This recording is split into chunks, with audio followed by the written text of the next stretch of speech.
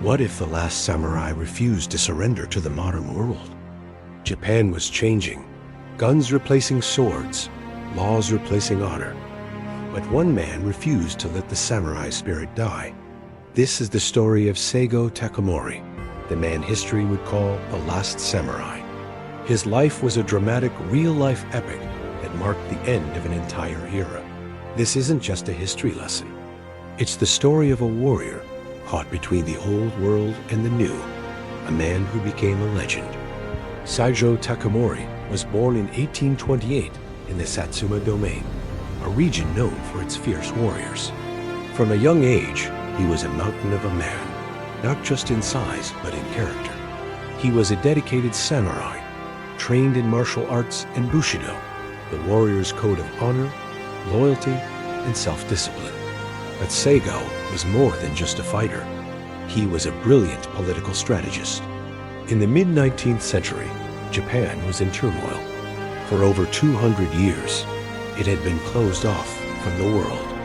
Then, American warships arrived, forcing the country to open its doors. This created a huge divide. Some wanted to embrace the West and modernize, while others wanted to expel the foreigners and preserve traditional Japanese culture. Saigo was right in the middle of this storm. Initially, he was a key figure in the movement to overthrow the Tokugawa shogunate, a military government that had ruled Japan for centuries. He believed that restoring power to the emperor was the only way to unite and strengthen the nation against foreign threats.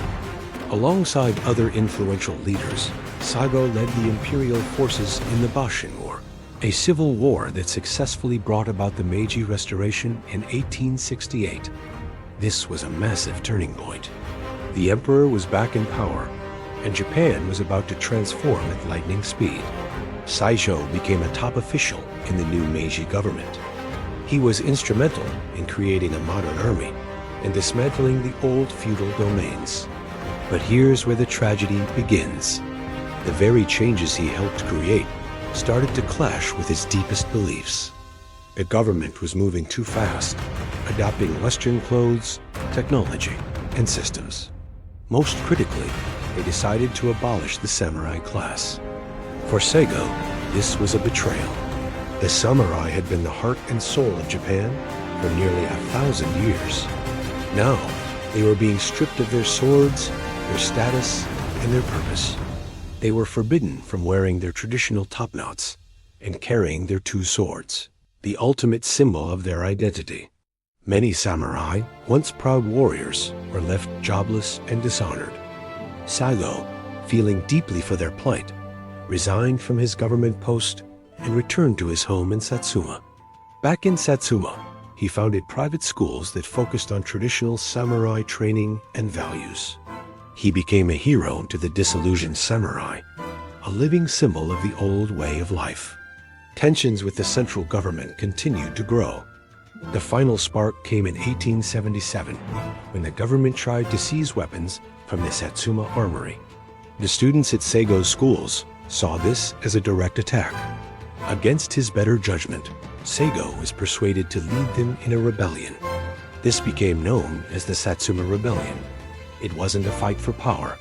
It was a desperate last stand for the samurai way of life. Saigo and his army of traditional warriors, armed mostly with swords and old-fashioned rifles, marched against the new, modern imperial army, which was equipped with superior Western firearms and cannons. The rebellion was doomed from the start. Outnumbered and outgunned, Saigo's forces fought bravely for months, but they were pushed back relentlessly. The final battle took place at Shiroyama, a hill overlooking the city of Kagoshima. With only a few hundred loyal samurai left, Saigo was surrounded. In the last desperate charge, he was severely wounded. According to legend, he committed seppuku, the ritual suicide of a samurai, with the help of a loyal retainer, preserving his honor in his final moments. His death marked the definitive end of the samurai era. The government had won, and the path to modernization was clear. But here's the incredible twist. Despite being branded a traitor, the people of Japan never forgot Saigō Takamori. They admired his sincerity, his courage, and his unwavering loyalty to his principles. He became a folk hero, a tragic figure who fought for what he believed in, even when it was a lost cause. Years later, the government, recognizing his immense popularity and his role in the Meiji Restoration, officially pardoned him.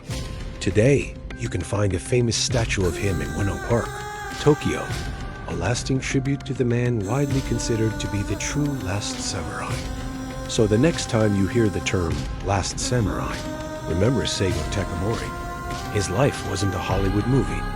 It was a complex and heartbreaking story of a man who embodied the spirit of an age, and whose final stand became a powerful symbol of tradition in the face of unstoppable change. Thanks for watching.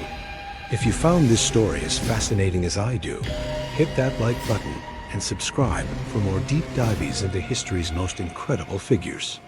See you next time.